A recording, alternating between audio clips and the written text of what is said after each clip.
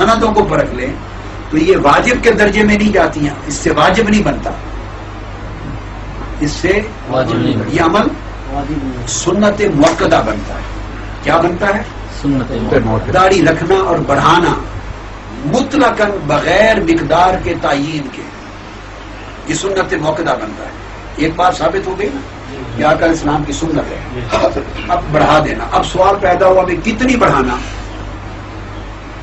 اس کا حکم جو ہے قبضہ کا، کیا قبضہ کا جو بڑھانا ہے، یہ جس حدیث سے ثابت کرتے ہیں ہمارے علماء، یہ سنت غیر مؤکدہ ہے، یہ سنت مؤکدہ کا ثبوت اس سے نہیں ملتا۔ حضرت عبداللہ ابن عمر رضی اللہ عنہ ان سے فقط اتنا ثابت ہے کہ وہ اس سے قبضہ سے جب بڑھتی تھی تو کٹوا دیتے تھے، اب اس سے زائد کوئی ثابت نہیں ملتا کہ کیا اس سے کم ہونے کو ناجائز سمجھتے تھے، یہ کسی حدیث میں نہیں پڑھا، میں نے اپنی پوری زندگی میں نہیں پڑھا، یا ایک کمزے سے بڑھنے نہیں دیتے تھے۔ اب اس سے تو الٹ بن جائے گا، ان کا حکم تو یہ ہے کہ ایک قبضہ سے جب بڑھتے تو کٹوا دیتے، اس سے تو ظاہر نص سے تو یہ ثابت ہوتا ہے کہ قبضہ سے زیادہ بڑھانا جائز نہیں، وہ کٹوا دیتے تھے، اور اگر اس سے کم ہوتی تو اس پر گناہ ہونا تو حدیث میں درج ہی نہیں۔ میری بات سمجھے، میری نظر میں کسی حدیث صحیح میں، کیا حدیث صحیح، کسی حدیث میں لفظ بول رہا ہوں، حدیث صحیح میں اگر قبضہ سے کم ہو تو یہ حرام ہے، یا قبضہ سے کم ہو تو داڑھی نہیں ہے۔ میری نظر میں آج تک ایک حدیث صحیح بھی اس معنی پہ نہیں گزری جس کا مضمون یہ ہو۔ ہم جس سے قبضہ ثابت کرتے ہیں، قبضہ وہ حدیث ہے کہ اس سے جب پڑتی تو دائیں بائیں سے کٹوا دیتے۔ آقا علیہ السلام کی طرف بھی تذکرہ آیا ہے اور صحابہ کرام کا بھی جو تذکرہ آیا، دو صحابہ سے مروی، ایک تو خبر واحد ہیں، تو نمبر دو کہ بڑھتے تو کٹوا دیتے، تو اس سے استنباط یہ ہوتا ہے کہ شاید قبضہ رکھنے دیتے، معمول کا قبضہ رکھنے کا، مگر قبضہ سے کم رکھنا حرام ہے یا ناجائز ہے یا مکروہ ہے، یا حضور علیہ السلام ناپسند فرماتے یا کم رکھنے پر منع فرماتے، اس معنی اور مضمون کی ایک حدیث صحیح بھی میری نظر سے نہیں گزری۔ آپ سمجھ گئے نا بات کو؟ لہذا ثابت یہ ہوا کہ اگر کوئی داڑھی بڑھائے اور مونچھیں کٹوائے تو اس نے آقا علیہ السلام کی مطلقاً سنت پہ عمل کر لیا اور اس کو سنت کا ثواب ملے گا، سنت کا۔ نمبر دو، چونکہ سیدنا عبداللہ بن عمر اور بعض صحابہ سے قبضہ سے بڑھنے پر کٹوانا ثابت ہے، تو اس سے یہ استنباط ہوتا ہے، اگر تو اس ظاہر نص کو لے لیا جائے تو پھر جس طرح قبضہ سے کم رکھنے کا گناہ کوئی اگر بنا لے گا تو قبضہ سے بڑھانا بھی اتنا ہی گناہ ہو جائے گا۔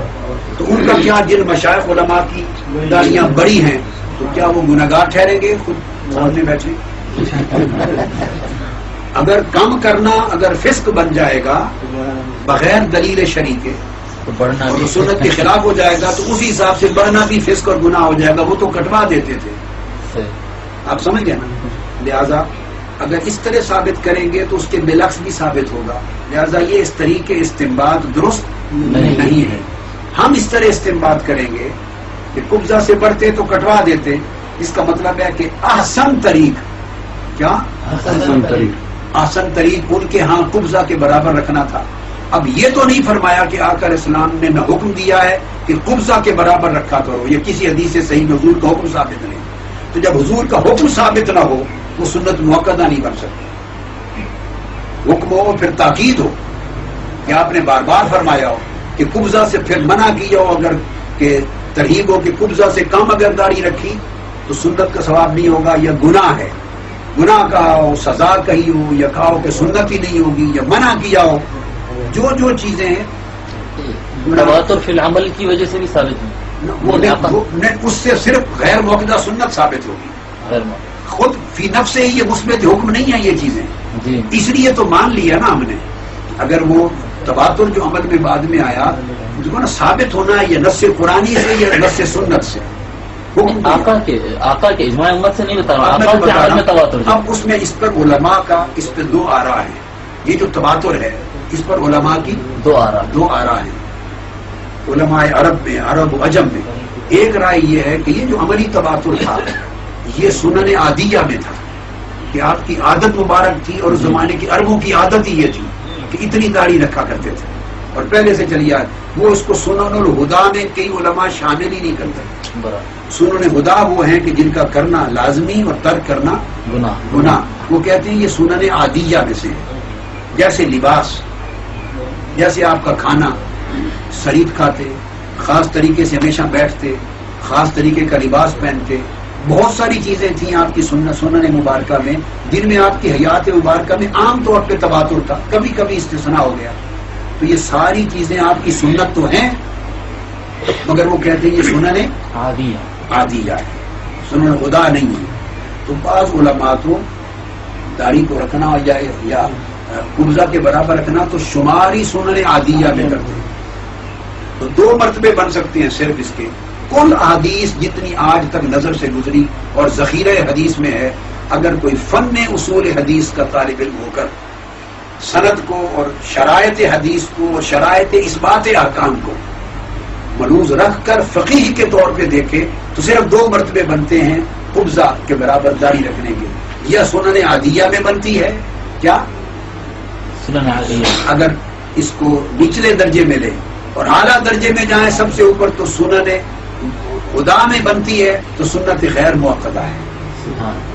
تو جو حضور کا عمل مبارک ہے چونکہ حکم نہیں ہے زبان سے صریح اور کم رکھنے پر تحدید نہیں ہے اور سختی نہیں ہے، منع نہیں ہے، گناہ کا کلمہ نہیں فرمایا ہے، اس لیے سنت، اس لیے تو سنت کہہ رہے ہیں کہ سنت ہے مگر سنت غیر موقدہ ہے. اور سنت غیر موقدہ وہ ہوتی ہے کہ جس کے کرنے پر بہت ثواب ملے اور ترک پر گناہ نہ ملے، بشرطے کہ اس سنت کو ترک کرنے کی نیت نہ ہو.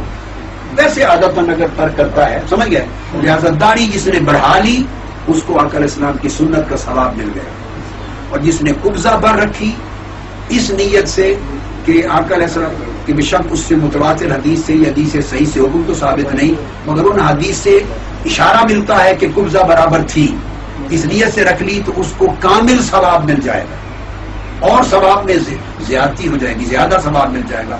مگر قبضہ سے کم رکھنے والے پر اس کے ثواب میں کمی اس لیے نہیں ہوگی، اتنا ثواب ملے گا جتنا قبضہ سے بڑھانے والے کا ثواب کم نہیں ہوگا. جیسے بڑھا کر کم نہیں ہوتا، اس سے کم تھوڑی سی کم کر لی تو کم نہیں ہوتا. ہاں بالکل چھوٹی کر لی تو وہ سنت کی شکل بڑھا. حکم تھا کہ داڑھی کو بڑھایا کرو، کیونکہ اس حکم کی خلاف ورزی ہو جائے گی، پھر وہ سنت کی خلاف ورزی میں جائے گا. اس الشوارب وحف اللحى، یا بس اس میں آ جائے.